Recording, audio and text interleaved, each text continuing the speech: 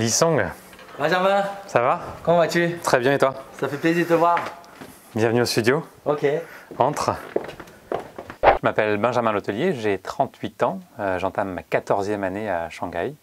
Je suis ingénieur du son, concepteur sonore, sound designer en anglais, et j'ai cofondé le studio Carsound à Shanghai il y a 11 ans bientôt. Music ou Cuijie? Zhejiang. En fait, il y a une petite histoire derrière ça. C'est le premier film que j'ai mixé en Chine. Ils utilisaient cette chanson-là dans le film et j'avais trouvé la chanson extrêmement touchante.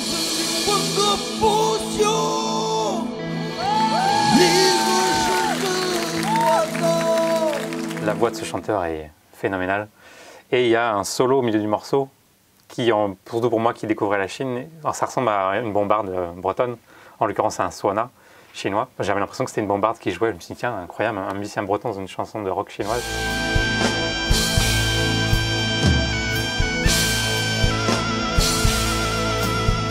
Queen ou gâteau de lune?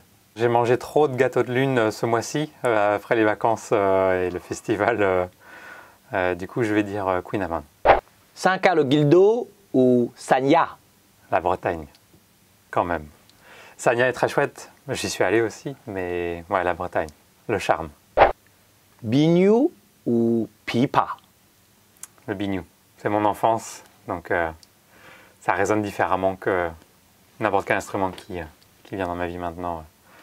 Et la puissance du biniou, sûrement.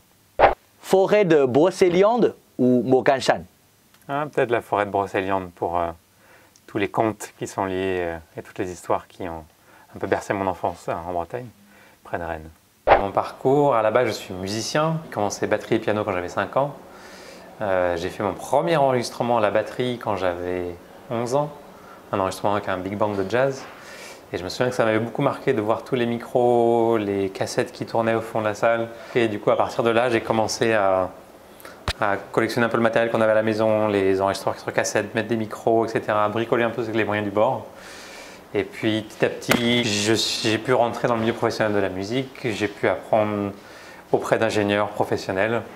Et donc je me suis engouffré là-dedans avec passion et plein de volonté. Puis avec un mélange de compétences et de passion, petit à petit, les opportunités ont fait que je suis venu ici, monter un studio, construire un studio avec mon associé. Moi, je suis plus ingénieur et passionné de musique. Lui est beaucoup plus à la fois passionné de musique parce qu'il est compositeur, mais en plus il est très business. Et du coup, les compétences des deux font qu'on a pu monter un studio. L'un sans l'autre, je ne pense pas que ce soit faisable. Et c'est un peu voilà, les opportunités vraiment incroyables qu'on peut avoir à Shanghai. Et on a eu la chance que ça fonctionne dès le début. Alors, ta première rencontre avec la Chine? Je suis tintinophile, grand fan de Tintin. Donc je pense que ça remonte, c'est un peu cliché, au Lotus bleu de Tintin. Je pense que c'est les premières images de la Chine que j'ai eues tout petit. Ta première rencontre avec la culture chinoise, pour de vrai?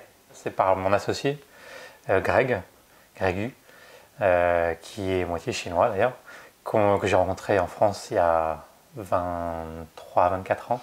On faisait de la musique ensemble à l'école. Et nos parcours se sont toujours entrecroisés ensuite à la sortie de l'école. Lui est venu ensuite en Chine. Il devait avoir, je pense, 24-25 ans. Pendant 2 ans, il était en Chine. Moi, j'étais toujours en France. Et il ne me faisait que de me dire, viens en Chine, il y a plein de choses à faire. Jusqu'à ce qu'il trouve une opportunité. Je suis venu à ce moment-là, en l'espace de, je pense que ça a dû mettre 1 mois à se décider.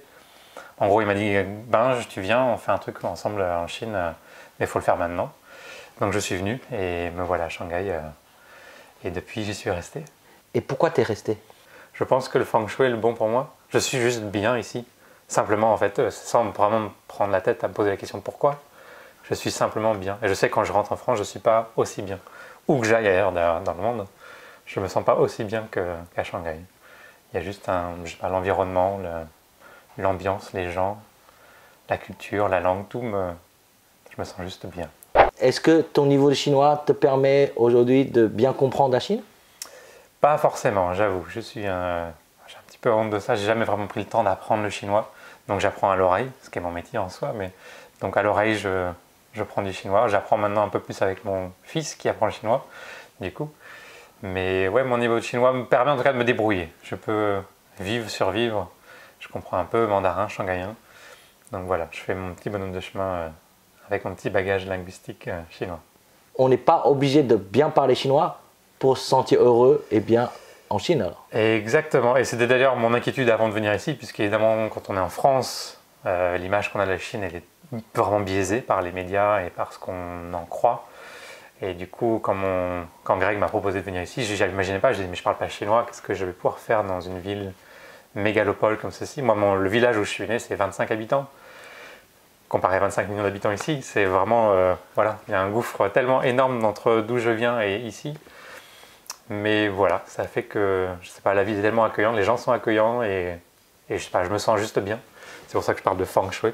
Je pense que s'il y a quelque chose comme ça où c'est juste les choses sont, je suis en harmonie avec l'endroit là et je me sens chez moi. Ton mot préféré chinois? Feng shui? Mon mot préféré, alors, pas forcément en fait. Le mot que j'utilise le plus souvent, je suis français, j'aime bien me plaindre et je trouve assez mignon ce mot-là, c'est ta rien. Quand il y a quelque chose qui m'embête à la maison, ou mon épouse, ou quelqu'un qui m'embête, j'aime bien dire t'as rien. La scène la plus drôle que tu as vue en Chine? La plus drôle, bon, je ne sais pas si c'est drôle, mais c'était vraiment surprenant, incongru on va dire. C'est sur le parc de Fuxing, il y a un batteur et il venait avec une batterie énorme. Une énorme batterie, je sais pas, peut-être 6-7 tomes, 2 grosses caisses, plein de cymbales, des bongos, des percussions. Il venait là tout seul, il s'est installé dans son kiosque, il jouait pendant 2-3 heures. Et il y a des gens qui venaient danser autour de lui. Je trouvais ça juste incroyable. Quel instrument chinois t'intrigue le plus?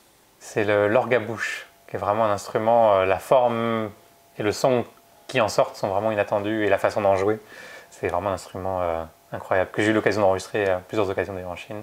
Mais le nom ne me revient pas, le nom chinois. Peut-être que tu connais mieux que moi. C'est Yu. Le Yu, ok, voilà. Ça date d'il y a très longtemps. Hein. D'ailleurs, il y a une expression très connue en chinois, c'est Lan Yu Chong Shu. Qui veut dire qui veut dire quand tu ne sais pas jouer de cet instrument et tu fais semblant de savoir. Et donc l'expression est employée pour dire voilà, quand tu ne sais pas et tu fais semblant de savoir. Ce qui te manque le plus de Chine quand tu es à l'étranger? La Chine. Juste peut-être parce que je m'y sens tellement bien ici que dès que je ne suis pas ici, en fait, au bout de 2 semaines, j'ai besoin de revenir. Juste pour être bien avec moi-même, en fait. Je me sens bizarrement plus en décalage quand je suis en France qu'ici. Parce que, encore une fois, surtout que je suis breton, je ne bois pas d'alcool.